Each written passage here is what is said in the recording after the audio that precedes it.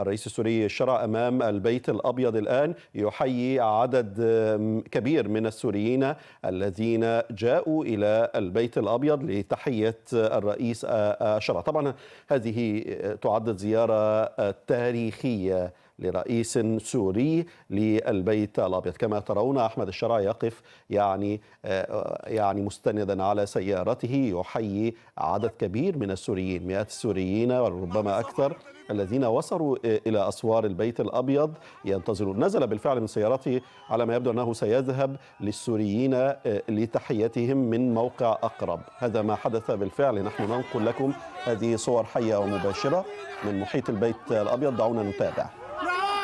ريس يا ريس يا ريس يا ريس لهون يا ريس لعنا يا ريس لهون تعال هون يا زلمه. لك هي احلى ريس، لك احلى حبيبنا، احلى ريس. الله اكبر الله اكبر الله اكبر. تعال هون يا زلمه. لهون يا ريس يا ريس لعنا لهون. واحد الشعب السوري واحد. الشعب السوري واحد. الشعب السوري واحد.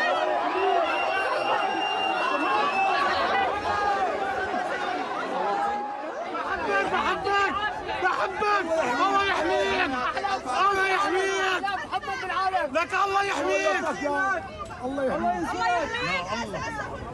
عايش. الله اكبر ينصر دينك ريس، ينصر دينك. مصور يا الله التليفون.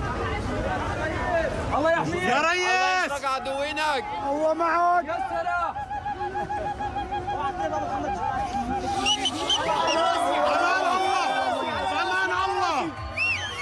بأمان الله يا ريس، بأمان الله.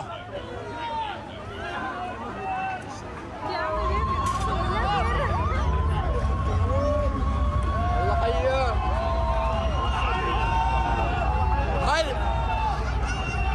حي النشامه.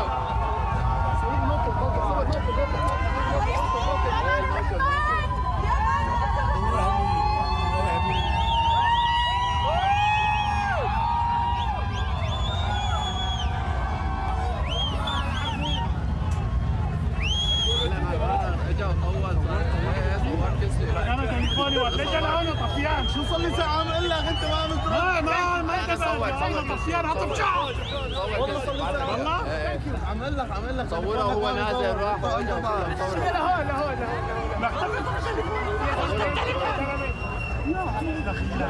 احمد كل شيء عندك؟ خلص